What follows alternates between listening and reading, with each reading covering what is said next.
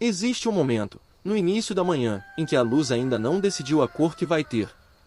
Ela chega rente ao chão, atravessa a névoa fina que paira sobre a terra molhada, e então pousa, devagar, quase com cerimônia, sobre as folhas das mangueiras. Folhas longas, escuras, com aquele brilho úmido que só aparece nas primeiras horas do dia. O sítio ainda está em silêncio. Os pássaros ensaiam. O orvalho escorrega pelos galhos e cai na terra com um som quase imperceptível, como alguém virando uma página com muito cuidado. É nesse silêncio que começa tudo. Não com ferramentas. Não com adubo. Começa com observação. O agricultor que conhece suas mangueiras de verdade aprende a lê-las como se lê um rosto conhecido, percebe quando a árvore está com fome, quando está com sede, quando está prestes a explodir de vida ou quando está apenas descansando, acumulando energia para o que vem a seguir. E é exatamente essa leitura, paciente e precisa, que transforma um pé de manga comum numa árvore que curva os galhos de tanto fruto. A mangueira, Mangifera indica, nome científico que carrega em si a sua origem, é uma das árvores frutíferas mais antigas cultivadas pelo ser humano. Há registros de seu cultivo no subcontinente indiano que remontam a mais de 4.000 anos. Os textos sânscritos a mencionam como símbolo de prosperidade. Buda, segundo a tradição, meditava à sombra de mangueiras. Alexandre, o Grande, ao passar pela Índia, teria admirado seus pomares. Ela atravessou oceanos, continentes, civilizações, e chegou ao Brasil no século XVIII, trazida pelos portugueses, primeiro pela Bahia, depois se espalhando com uma facilidade quase surpreendente pelo interior do país. O Brasil, hoje, é um dos maiores produtores mundiais de manga. E há uma razão para isso que vai além do clima.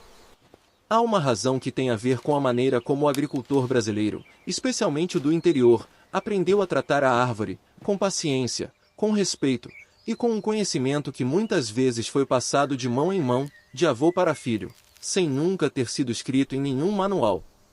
No sítio, as mangueiras mais antigas têm troncos grossos como colunas. A casca é escura, áspera, rachada em padrões que lembram mapas antigos. Se você passar a mão sobre ela, vai sentir a textura irregular, quente ao sol da tarde, com aquelas fissuras profundas onde o musgo encontrou seu cantinho. Algumas dessas árvores têm mais de 30 anos. Já viram décadas de seca, temporadas de chuva generosa, geadas leves que pintaram as folhas novas de um roxo quase lilás, e continuaram produzindo.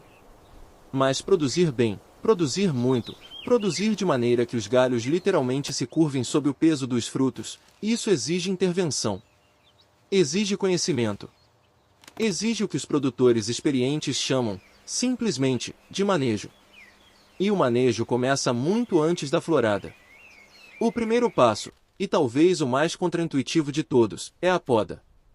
Quem vê de fora estranha, por que cortar uma árvore que parece saudável? Por que retirar galhos que estão verdes, cheios de folhas, aparentemente produtivos? A resposta está na arquitetura da árvore. A mangueira, quando deixada completamente livre, tende a crescer para cima, vertical, esgalgada, com os galhos produtivos cada vez mais distantes do chão e do alcance do agricultor. A poda de formação, feita nos primeiros anos, e a poda de produção, feita após cada safra, ensinam a árvore a crescer para os lados, a abrir a copa, a distribuir sua energia por mais pontos de frutificação. O som da tesoura de poda cortando um galho tem uma qualidade específica, um estalo limpo, seco, seguido do rangido suave da madeira verde que cede. Depois, o silêncio volta. O agricultor reca um passo, olha para a árvore, inclina a cabeça levemente para o lado, como quem avalia uma pintura. Mais um corte. Reca de novo. A poda é um diálogo lento, feito em silêncio, com pausas longas entre uma fala e outra. Galhos que crescem para dentro da copa são removidos primeiro, eles bloqueiam a circulação do ar, criam umidade estagnada, convidam fungos. Galhos que cruzam uns sobre os outros também saem, o atrito entre eles machuca a casca, abre portas para pragas. O que fica é uma copa equilibrada, arejada, com luz penetrando até o centro, uma copa que a brisa atravessa com facilidade, que o sol alcança por igual em todas as direções. Depois da poda, o solo entra em cena. A mangueira é uma árvore que tolera solos de qualidade mediana, mas que responde de maneira extraordinária quando o solo é bem tratado. No sítio, o trabalho começa com a análise, uma amostra de terra retirada de diferentes pontos sob a copa, misturada, enviada para laboratório. O resultado chega como uma série de números que, para quem sabe ler, contam uma história completa. Quanto de fósforo é disponível, como está o pH, se o potássio está em nível adequado, se há necessidade de calcário para corrigir a acidez. O calcário, quando necessário, é espalhado sob a copa com movimentos amplos, como se o agricultor estivesse semeando. O pó branco cai sobre a terra escura, some entre os torrões, e começa seu trabalho silencioso, reagindo com os ácidos do solo, liberando cálcio e magnésio, preparando um ambiente onde as raízes vão conseguir absorver os nutrientes com eficiência máxima. Esse processo leva semanas. A transformação acontece devagar, invisível, lá embaixo, onde nenhuma câmera chega. A adubação que se segue é calculada para suprir o que o solo não consegue oferecer sozinho. Nitrogênio para o crescimento vegetativo, fósforo para o desenvolvimento das raízes e dos frutos, potássio para a qualidade, mais doçura, mais resistência, melhor coloração. Em sítios que trabalham com manejo orgânico, o esterco de curral entra aqui, escuro, úmido, com aquele cheiro forte e fértil que parece conter, de alguma forma, o próprio conceito de vida em decomposição se tornando vida nova. Espalhado sob a projeção da copa, incorporado levemente com enxada, ele vai nutrir a árvore por meses. Mas existe uma etapa que a maioria das pessoas nunca ouviu falar, e que é, provavelmente, o segredo mais bem guardado da frutificação abundante da mangueira. O estresse hídrico induzido. A mangueira pertence a um grupo específico de plantas que só florescem após um período de seca seguido de chuva ou irrigação, o chamado estresse hídrico controlado. Na Índia, berço da espécie, isso acontece naturalmente, a estação seca precede a monção, e a chegada das chuvas dispara a florada de maneira quase sincronizada em toda a região. No Brasil, especialmente nas áreas de clima irregular, o agricultor experiente aprendeu a simular esse processo. Durante um período de 40 a 60 dias antes da florada desejada, a irrigação é reduzida drasticamente, ou suspensa por completo, dependendo do regime de chuvas local. A árvore entra em um estado de semidormência. As folhas ficam ligeiramente menos brilhantes. O crescimento vegetativo para. A árvore, em termos fisiológicos, acredita que está enfrentando uma seca severa, e começa a acumular amido nas gemas, preparando recursos de sobrevivência. Então, quando a irrigação é retomada, ou quando a chuva chega, ocorre algo extraordinário. Essa liberação de água, interpretada pela planta como o fim da seca e o início de uma estação úmida favorável, dispara a floração de maneira sincronizada e intensa. Não uma flor aqui, outra ali. Uma explosão de flores, milhares delas, em cachos densos chamados panículas, que cobrem a árvore inteira de branco e amarelo, perfumando o ar ao redor com aquela fragrância adocicada e levemente resinosa que quem já sentiu nunca esquece. É nesse momento que o sítio muda de aparência completamente. A florada da mangueira é um espetáculo que merece ser assistido com calma, de perto e de longe ao mesmo tempo. De longe, a árvore parece coberta de neve, ou de espuma, dependendo da variedade. As panículas, que podem ter entre 20 e 40 centímetros de comprimento, saem das pontas dos galhos em número tão grande que praticamente escondem a folhagem. O zumbido das abelhas ao redor é constante, como um ronco suave e contínuo que preenche toda a tarde. De perto, cada panícula revela sua estrutura delicada, um eixo central do qual se ramificam dezenas de hastes menores, cada uma coberta de flores minúsculas. A grande maioria dessas flores é masculina, produz pólen, mas não frutifica. Uma pequena fração é hermafrodita, tem tanto estames quanto pistilo, e é a partir dessas flores que o fruto vai se desenvolver.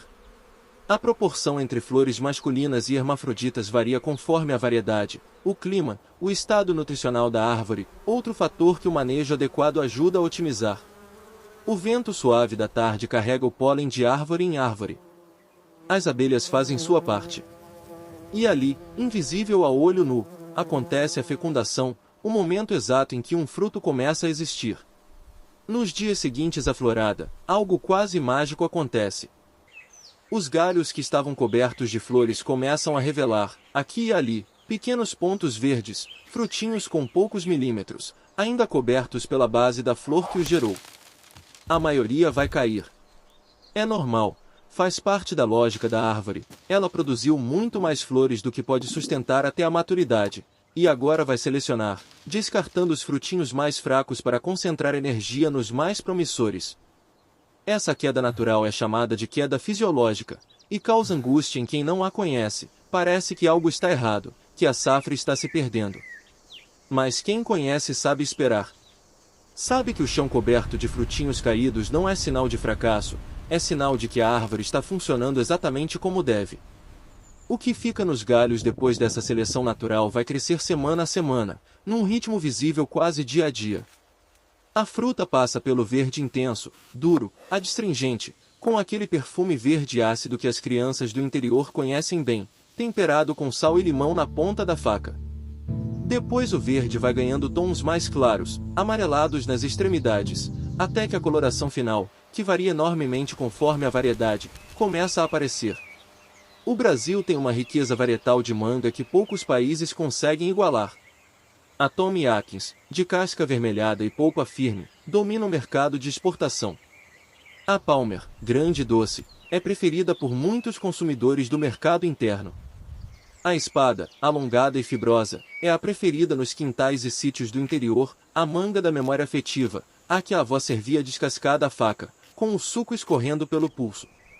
A Haden, a quente, a Kate, cada uma com sua textura, sua doçura, seu equilíbrio entre acidez e açúcar, sua cor característica. No sítio que acompanhamos, as variedades se misturam. Algumas árvores foram plantadas por escolha, outras simplesmente estavam lá, plantadas por mãos de quem veio antes. Cada uma tem seu momento de colheita, seu comportamento na poda, sua resposta ao manejo. Conhecer cada uma delas individualmente é parte do trabalho, e do prazer, de cuidar de um pomar de manga. A colheita chega com o peso. Literalmente. Quando os galhos começam a se curvar, quando aquela curvatura suave e generosa aparece onde antes havia apenas madeira reta, é sinal de que a árvore cumpriu sua promessa. Os frutos cresceram ao ponto em que a gravidade conta a história que nenhum calendário conseguiria contar com precisão. A data da colheita não está marcada no relógio, está escrita na inclinação dos galhos. O teste do toque confirma: a fruta madura cede levemente à pressão do polegar, sem afundar. O cheiro, próximo ao pedúnculo, é adocicado, concentrado, com aquela nota tropical característica que é quase uma cor amarela, quente, densa. Nesse ponto, a fruta precisa ser colhida. A colheita manual é feita com cuidado, a fruta é torcida suavemente no pedúnculo, ou cortada com tesoura, sempre deixando um pequeno pedaço do cabo preso. Esse detalhe importa. Quando o pedúnculo é cortado rente ao fruto, o látex que escorre por ele mancha a casca, escurece, compromete a apresentação. Com o pedúnculo preservado, a fruta escoa seu látex para fora sem marcar. Os caixotes se enchem devagar, com aquele som suave de frutas se acomodando umas sobre as outras, um som que tem algo de recompensa nele, de acúmulo de dias e de cuidado se tornando tangível. Há algo de profundamente satisfatório em observar um pomar bem manejado no pico de sua produção. Não é apenas estético, embora seja isso também, com aquela beleza específica de galhos carregados contra o céu azul do interior. É algo mais que isso. É a sensação de que existe uma lógica, uma cadeia de causas e consequências que funciona quando respeitada. Que a terra responde quando cuidada. Que a árvore dá quando recebe. O agricultor que passa anos aprendendo a linguagem das suas mangueiras, que aprendeu a interpretar a cor das folhas, a textura da casca, a resposta da planta à poda e ao adubo e ao estresse hídrico controlado, esse agricultor não tem um pomar. Tem uma conversa. Uma conversa longa, silenciosa, que acontece ao longo das estações, onde cada ação tem uma resposta, e cada resposta ensina algo novo. E a safra abundante, os galhos curvados, os caixotes cheios, a manga escorrendo suco pela mão de quem a colhe, é apenas a resposta mais recente nessa conversa que nunca realmente termina. Se este roteiro trouxe algo novo para você, uma curiosidade que você não tinha, uma técnica que você vai testar, uma vontade de olhar para uma mangueira de outra maneira, então ele cumpriu exatamente o que se propôs. Deixe seu comentário aqui embaixo. Qual parte do processo mais surpreendeu você? Já tentou o estresse hídrico nas suas árvores? Tem mangueira no quintal ou no sítio? Esse espaço é feito para essa troca. Se você ainda não se inscreveu no canal, este é o momento. Aqui, cada vídeo é um mergulho nesse universo, a terra, o tempo, o processo, o sabor das coisas feitas com cuidado. Inscreva-se, ative o sininho e deixe o like, ele faz toda a diferença para que mais pessoas encontrem esse conteúdo. Até o próximo ciclo. Se você chegou até aqui, já curtiu o vídeo e se inscreve no canal? Cada like ajuda esse conteúdo a chegar em mais pessoas que também amam a terra. Deixe nos comentários, qual variedade de manga é a sua favorita?